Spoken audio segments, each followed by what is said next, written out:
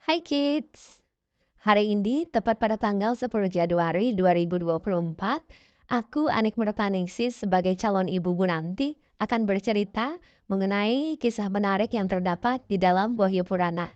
Kisah ini menceritakan mengenai Daksa yang memiliki seorang anak yang sangat cantik bernama Sati yang kemudian menikah dengan Siwa. Nah, seperti apa ceritanya? Disimak dengan baik ya. Diceritakan kisah Putri Daksa, yaitu Sati menikah dengan Siwa. Daksa sebagai ayah dari Sati merasa bahwa Siwa tidak pernah menghormatinya. Di suatu hari, Daksa mengundang semua putrinya untuk datang ke rumahnya. Namun, hanya Sati yang tidak diundang. Daksa tidak mengundang Sati karena ia benci kepada Siwa. Meskipun tidak diundang, Sati tetap datang ke rumah ayahnya. Sati pun bertanya kepada ayahnya, "Ayahanda, mengapa Anda memperlakukan aku seperti ini?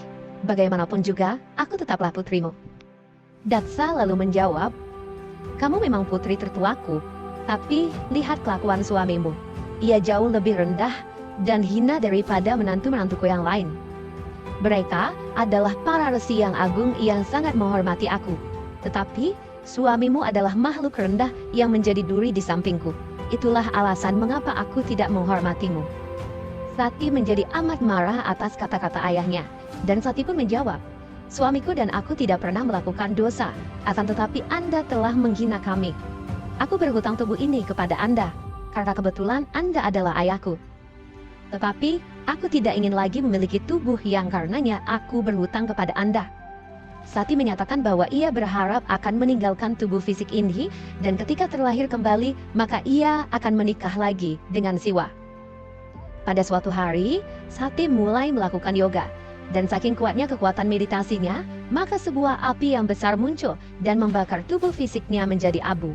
Dewa Siwa yang mengetahui hal ini menjadi murka.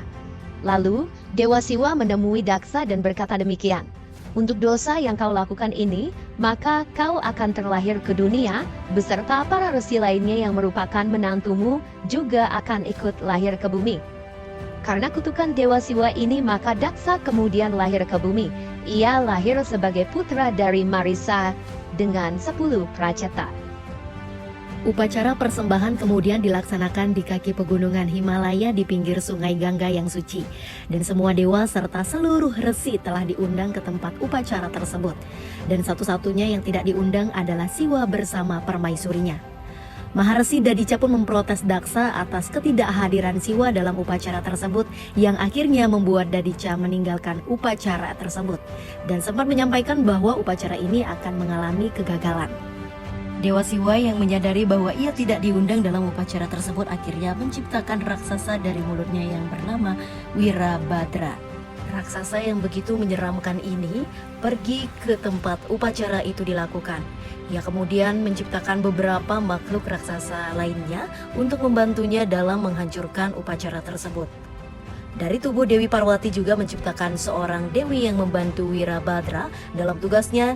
Dewi ini dinamakan Badra Kali. Pasukan menakutkan ini kemudian menyerang rumah Daksa dan menghancurkan upacara yang dilakukan tersebut.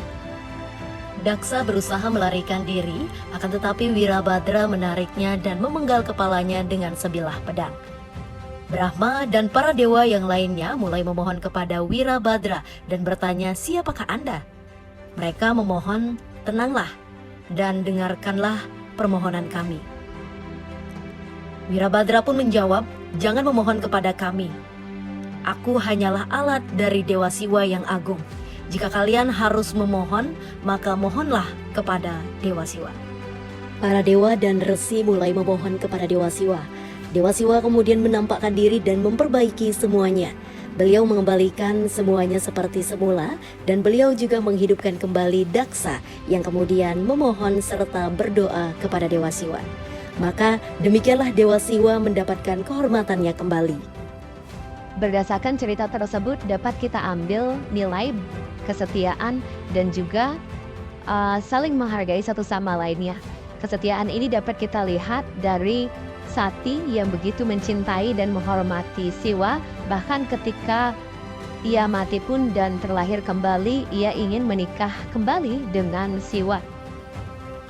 Dalam kehidupan sehari-hari sebagai seorang suami istri, tentunya kesetiaan itu patut untuk dilakukan untuk menjaga keharmonisan di dalam rumah tangga.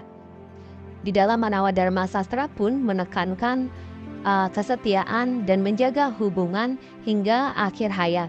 Nah, selain itu, di dalam cerita tersebut terdapat nilai saling menghormati, saling menghargai satu sama lainnya, dan perilaku yang dilakukan oleh Daksa yang tidak mengundang Sati hanya karena Siwa yang begitu hina katanya, itu tidak patut kita lakukan. Jadi penting sekali kita menghargai satu sama lainnya, tidak memandang ataupun tidak menghina seseorang dari pakaiannya, dari perilakunya, dari badannya, dari fisiknya, kemudian dari agamanya, dari perbedaan-perbedaan yang ada. Kita tidak patut untuk mengemandang hal itu sehingga membuat kita menjaga jarak dengan orang lain. Jadi penting sekali kita menghargai satu sama lainnya, menghormati satu sama lainnya, sehingga kerukunan itu dapat kita capai. Dan tentunya ketika kita dapat hidup rukun, kedamaian dan kebahagiaan juga akan kita peroleh. Demikian yang dapat saya sampaikan. Terima kasih. Om Santi Santi Santi Om.